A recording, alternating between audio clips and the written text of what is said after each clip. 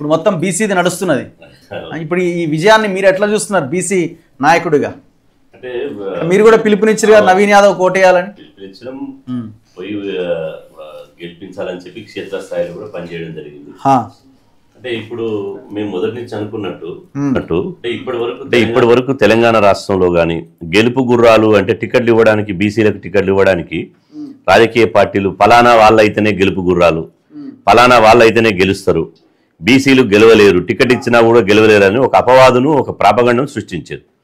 ఈ జూబిలీస్ ఎన్నికల ద్వారా ఇలా వాళ్ళు కాదు గెలిచేది, గెలుపు గుర్రాలు బీసీలు అనేది ఇలా ప్రూవ్ అయిపోయింది.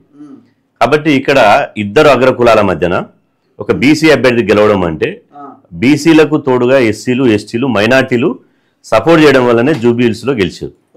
కాబట్టి ఇప్పుడు ఇది 100% ఇది ఒక బహుజనుల గెలుపుగానే చూడాలి. ఎందుకంటే కాంగ్రెస్ పార్టీ అగ్రకులాలకు ఇచ్చినప్పుడు ఓడిపోయింది, కానీ బీసీలకు ఇచ్చినప్పుడు గెలుస్తూ వచ్చింది. ఇప్పటి వరకు గతంలో మొన్న పోటీ చేసినప్పుడు 7 మాత్రమే గెలిచారు కాంగ్రెస్ నుంచి. మిగతా టికెట్ ఎక్కడ ఇచ్చిందంటే ఓల్డ్ సిటీలు ఇచ్చింది. నాంపల్లి, యాకత్పుర, చంద్రాయనగుట్ట, బహదూర్పుర, ఏదైతే ఇక్కడ ఓడిపోయే ప్రాంతాలు ఉందో అక్కడ అంటే బీసీ జనసంఖ్య లేనటువంటి, బీసీల ఓట్లు లేనటువంటి ప్రాంతాల్లో ఇచ్చింది. కానీ ఇక్కడ బీసీలు ఉన్నటువంటి, ఇప్పుడు ఉదాహరణకు 4,01,000 చిల్లర ఉన్నాయి. 4,01,000 చిల్లరలో సుమారు 3,50,000 బీసీ, ఎస్సీ, ఎస్టీ, మైనార్టీల ఓట్లు. కేవలం 50,000 ఓట్లు మాత్రమే అగ్రకులాలకు సంబంధించింది. అందులో 50% పోలైనవి. ఆ 50% పోలైన దాంట్లో అధికంగా ఇప్పుడు మీరు చూడండి, ఎక్కడైతే అంటే మీరు విశ్లేషణ చేసిర్రు, మధ్యతరగతి ప్రజలు ఉన్నారో, అపార్ట్మెంట్లో ఉన్నటువంటి వాళ్ళు ఉన్నారో, విల్లాలలో ఉన్నటువంటి వాళ్ళు ఉన్నారో వాళ్ళు ఓట్లు వేయలే. వేసిన వాళ్ళు మొత్తం ఎవరైతే స్లమ్ ఉన్నారో, ఎవరైతే బస్తీలు ఉన్నారో, ఎవరైతే రెక్కాడితే డొక్కాడినటువంటి కుటుంబాలు ఉన్నాయో, కిరాయిలలో ఉన్నారో, పేదరికం ఉన్నారో, అలాంతా ఎస్సీ, ఎస్టీ, బీసీలు వాళ్ళు ఓట్లేసారు. వాళ్ళు ఓట్లు వేసారు కాబట్టే ఇలా నవీన్ యాదవ్కు భారీ మెజార్టీ వచ్చింది. కాబట్టి ఇలా మొన్న పిసిసి అధ్యక్షుడు మహేష్ కుమార్ గౌడ్ గారు ఎన్నికలైన తర్వాత గాంధీ భవన్లో మీడియాతో చిట్చాట్ మాట్లాడుతూ మాకు ఎన్నికల్లో నవీన్ యాదవ్ను పెట్టడం వల్ల నవీన్ యాదవ్తో మాకు కలిసి వస్తుందని చెప్పిండు.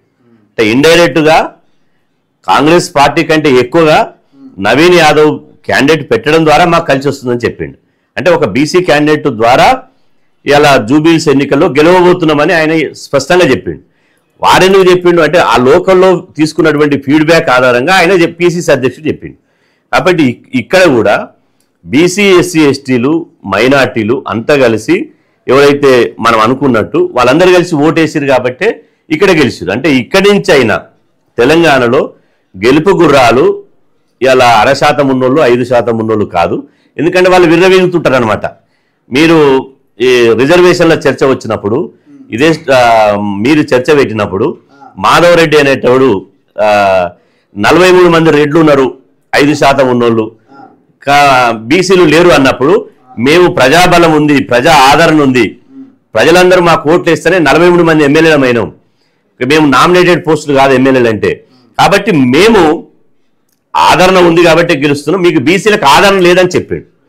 కాబట్టి దీని ద్వారా ఏం మెసేజ్ బీసీ సమాజం తీసుకోవాలి, ఏం మెసేజ్ పోయిందని మీరు అంటే ఇక్కడ 2 విషయాలు. ఇప్పటికైనా బీసీలకు టికెట్లు ఇవ్వకుండా వీళ్ళు మోసం చేశారు. బీఆర్ఎస్ పార్టీ యాక్చువల్గా వారసత్వ రాజకీయాలకు తెరలేపింది. భర్తకు ఇప్పటికీ ఆయన 3 సార్లు అదే కాన్స్టిట్యున్సీకి వెళ్ళి పోటీ చేసిండు. ఆయన పోయిన తర్వాత ఒక బీసీకి అవకాశం ఇవ్వాలి, అది ఇవ్వలే. ఇంత బీసీ వాదంలో కూడా బీసీ బంద్ చేస్తే టీఆర్ఎస్ మద్దతు ఇస్తుంది, బీసీ కాజు మీద కొట్లాడితే మద్దతు ఇస్తుంది, కానీ టికెట్ మాత్రం బీసీలకు ఇవ్వాలి. ఇంత బీసీ మూవ్మెంట్లో కూడా బీఆర్ఎస్ పార్టీ అధ్యక్షునిగా బీసీకి ఇవ్వాలని అడిగినాం, బీసీకి ఇవ్వలే. కనీసం వర్కింగ్ ప్రెసిడెంట్ ఇచ్చిరా, అది లేదు. అందులో ఉన్న బీసీల కన్నా ఏమన్నా గౌరవమైన స్థానం ఉందా, అది లేదు. మీకు అందులో ఉన్న బీసీలకు ఉదాహరణకు మధుసూదన్ చారి గారు ఉన్నారు, ఆయనకంటే పెద్ద బీసీ లీడర్ ఉందా?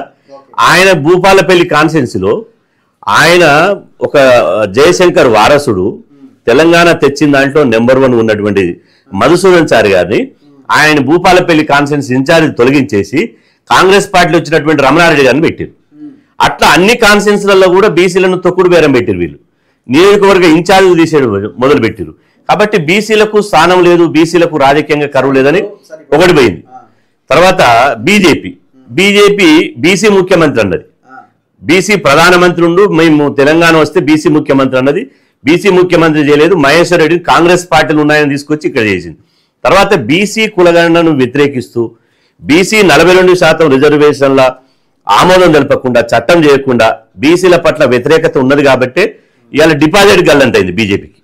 కాబట్టి ఇప్పటికైనా కూడా వాళ్ళు బీసీలలో వస్తున్నటువంటి రాజకీయ చైతన్యాన్ని, బీసీల యొక్క ఆకాంక్షలను గౌరవించకపోతే ఇంకా 118 నియోజకవర్గాల్లో కూడా ఇదే విధంగా అవుతుంది. కాబట్టి ఇప్పటికైనా రాజకీయ పార్టీలు వస్తున్నటువంటి మార్పును తెలంగాణ సమాజం ఏదో చాలా మంది ఏమంటారు అంటే, కొంతమంది ఓడిపోయినటువంటి వాళ్ళు ఏమంటారు అంటే ఇది మ్యానిపులేషన్ చేసిర్రు, లిక్కర్ పంచిరు, లేకపోతే డబ్బులు పంచి, ఇది కాదు. ఇలా అన్ని పార్టీలు పంచినాయి. కానీ తెలంగాణ సమాజం చైతన్యమైనటువంటి సమాజం, ఆలోచించి విజ్ఞతతోటి, విచక్షణతోటి, సామాజిక స్పృహతోటి ఓటేస్తారు. ఇప్పుడు అందరు మీ వైపు చూస్తున్నారండి, మీ వైపు లేకపోతే ఆర్ కృష్ణయ్య వైపు, విశారదన్ వైపు, ఇంకోరి వైపు, మీ బీసీ ఇష్యూస్ మీద, బీసీ వాదం మీద, ఈ 42% రిజర్వేషన్ మీద కొట్లాడే వాళ్ళ వైపు చూస్తున్నారు. మీ నెక్స్ట్ స్టెప్ ఎట్లుండబోతున్నది? ఇంతసేపు బీసీని ఓడగొడతారు అనే అది అయిపోయింది ఒక రకంగా. అంటే ఒక బూస్టప్ లాంటిది, ఒక పాజిటివ్ వైబ్రేషన్ అనేది వచ్చింది, ఒక సంకేతం వచ్చింది. ఇప్పుడు బాధ్యత మీద మరింత పెరిగింది. సో ఏం చేయాలనుకుంటున్నారు? ఇప్పుడు లోకల్ బాడీ ఎలక్షన్స్ ఉన్నాయి, 42% అయ్యేదాకా ఊరుకోవాలన్నా? ఇప్పుడు ఊరుకుంటే అది ఎలక్షన్లు అయ్యేటట్టు లేదు. అది అవుతుందా కాదా అంటే అది పెద్ద క్వశ్చన్ మార్క్ కిందనే ఉన్నది. మళ్ళీ 2028 ఎలక్షన్లు వచ్చిన దాకా కూడా అది అయ్యేటట్టు లేదు. ఏం చేయాలంటే మీరు ఏం చేయబోతున్నారు? మీరు ఒకవేళ రాంగ్ స్టెప్ అటు ఇటు తీసుకున్నా మిమ్మల్ని దుమ్మెత్తిపోస్తారు జనం. అవును, మీరు చెప్పింది వాస్తవమే. అంటే ఇప్పటికీ బీసీ వాదానికి మద్దతు ఉంది, ప్రజలు బీసీ వాదానికి పట్టం కడతారని చెప్పి ఒక ఇండికేషన్ జూబ్లీహిల్స్ ఎన్నికల ద్వారా తెలిసింది. మేము మద్దతు ఇచ్చినప్పుడు, జూబ్లీహిల్స్ ఎన్నికల్లో నవీన్ యాదవ్ మద్దతు ఇచ్చినప్పుడు సోషల్ మీడియాలో కానీ లేకపోతే రకరకాలుగా వ్యక్తులు కానీ కొంత విమర్శ చేశారు. అరే ఎట్లా మద్దతు ఇస్తారు, కాంగ్రెస్ మద్దతు ఇస్తారు. నేను ఆ రోజు మన తొలి వెలుగుల ఇంటర్వ్యూలో కూడా మీతో నేను చెప్పడం జరిగింది, వాళ్ళకు పార్టీలు కనపడతాయి కానీ మాకు బీసీ అభ్యర్థులు కనపడతారు. ఇలా ఆ రోజు నాగార్జున సాగర్లో నోముల నరసింహయ్య గారు చనిపోతే ఆ రోజు బీఆర్ఎస్ పార్టీలు ఉన్నటువంటి నోముల భగత్కు మేము మద్దతు ఇచ్చినాం. ఆ తర్వాత హుజరాబాద్లో ఈటల రాజేంద్రన్న గారికి మద్దతు ఇచ్చినాం. మొన్న కాంగ్రెస్ అధికారంలోకి వచ్చిన తర్వాత ఇదే రేవంత్ రెడ్డి గారు, మీకు ఇంతకుముందే చెప్పిన, రేవంత్ రెడ్డి గారు ఎమ్మెల్సీ ఎన్నికల్లో ఆల్ ఫోర్స్ నరేందర్ రెడ్డి పెట్టిండు. 1000 కోట్లు పెడతాడు, ఆయన ద్వారా అయితేనే గెలుస్తాడు అని చెప్పి ఆల్ ఫోర్స్ నరేందర్ రెడ్డి పెట్టిండు. కానీ మేము ఆల్ ఫోర్స్ నరేందర్ రెడ్డి మద్దతు ఇవ్వలే, స్వతంత్ర అభ్యర్థి అయినటువంటి ప్రసన్న హరికృష్ణ గారికి మద్దతు ఇచ్చినాం. ఉపాధ్యాయ ఎమ్మెల్సీ ఉన్నటువంటి కొమరే గారికి మద్దతు ఇచ్చినాం. అంటే ఎక్కడ కూడా పార్టీల ఖచ్చితంగా ఒక బీసీ అభ్యర్థి నిలబడితే ఆ బీసీ అభ్యర్థికి మద్దతు ఇచ్చినాం. ఎందుకు అంటే బీసీలను క్రమక్రమంగా ఓటు చైతన్యం తీసుకురావాలి, రాజకీయ చైతన్యం తీసుకురావాలి. ఒకవైపు హక్కుల కోసం పోరాడుతూనే, ఒకవైపు రావాల్సినటువంటి మాకు కోల్పోతున్నటువంటి రాజ్యాంగబద్ధమైనటువంటి హక్కుల కోసం పోరాడుతూనే, ఇంకొక వైపు పొలిటికల్ పోలరైజేషన్ కావాలి, బీసీలను రాజకీయంగా సంఘటితం చేయాలి. ఎన్నటికైనా ఎప్పటికైనా ఒక బీసీని ముఖ్యమంత్రి చేయడమో, బీసీలకు రాజ్యాధికారం రావడం కోసమో ఖచ్చితంగా ఆ ప్రయత్నం చేయడంలో భాగంగానే ఇలా బీసీ బిడ్డలకు మద్దతు ఇచ్చి వచ్చినాం. ఇప్పుడు కూడా లోకల్ బాడీ ఎన్నికలలో కూడా 100% ఇప్పుడు డిసెంబర్ 1వ తేదీ నుంచి పార్లమెంట్ సమావేశాలు జరుగుతున్నాయి. ఇప్పటికైనా రాహుల్ గాంధీ, మీరు ఇప్పుడు బీహార్ గుర్తు చూపించారు, రాహుల్ గాంధీ గారు ఇప్పుడైనా రియలైజ్ కావాలి. రాహుల్ గాంధీ గారు ఏంటంటే ఆలోచన ఉంది, థియరీ ఉంది కానీ ప్రాక్టికల్ లేదు. ఇప్పుడు థియరీ ఉంది కానీ ప్రాక్టికల్ లేదు. ఆయన ప్రాక్టికల్లోకి ఆలోచించి దేశవ్యాప్తంగా ఒక విధానం అంటూ ఒక సోషల్ కాజ్ తీసుకుంటే రాహుల్ గాంధీ గారికి మంచి ఫలితం వచ్చే అవకాశం ఉంటుంది. కాబట్టి ఇప్పుడు బీహార్లో ఏదైతే కూటమి ఉందో ఆ కూటమి ఇలా ఘోరంగా ఓడిపోయింది అంటున్నారు. కాబట్టి అప్పుడు పార్లమెంట్ సమావేశాలు జరిగినప్పుడు రాహుల్ గాంధీ గారు ఓటు చోరీ మీదనే పడ్డారు తప్ప ప్రజలకు ఏం కావాలి, అక్కడ బీహార్ ప్రజలకు ఏం కావాలి, ఇప్పుడు ఏం చేస్తున్నారంటే ప్రజలు ఒకటి వాళ్ళ ఆకాంక్షలు, 2 డెవలప్మెంట్. కాబట్టి ఆ బీహార్ ను ఏం చేస్తారనేది చూస్తారు. అది ఎక్కలే, ఇప్పుడు దేనిపోయింది దీంతో. రాహుల్ గాంధీ గారు ఇక్కడనే ఫెయిల్ అయ్యారు. ఇప్పుడు రాహుల్ గాంధీ గారు ఆ రోజు పార్లమెంటు సమావేశాలు జరిగినప్పుడు ఇవాళ బీసీ రిజర్వేషన్ల మీద కానీ లేకపోతే బీహార్ హక్కుల మీద కానీ మాట్లాడలేదు. అదేవిధంగా పోనీ పార్లమెంటు బయటనన్న ఎన్నికల ప్రచారంలో బీహార్లో వెనుకబాటుతనం గురించి, సామాజిక వెనుకబాటుతనం గురించి, బీహార్ వెనుకబాటుతనం గురించి మాట్లాడి మేము వస్తే ఈ రకంగా చేస్తామని ఎంతసేపు ఢిల్లీలో బాంబులు పేలుస్తాడు, హైదరాబాద్ బీహార్లో పాట్నాలో బాంబులు పేలుస్తాడని ఎంతసేపు ఓట్లు చోరైనాయి. ఓటు ఎంత శాతం చోరైనాయి? కాబట్టి ఆ ఓటు చోరు అనేది చాలా చిన్న అంశం. సరే తెలంగాణ విషయానికి వద్దాం. వాట్ నెక్స్ట్, ఏంటి మీ రోల్, ఏంటి అంటే తెలంగాణలో ఎప్పటికైనా కూడా తెలంగాణలో ఎప్పుడైనా మార్పు కోరుకునేటువంటి అవకాశం ఉంటుంది. పార్టీ పరంగా రిజర్వేషన్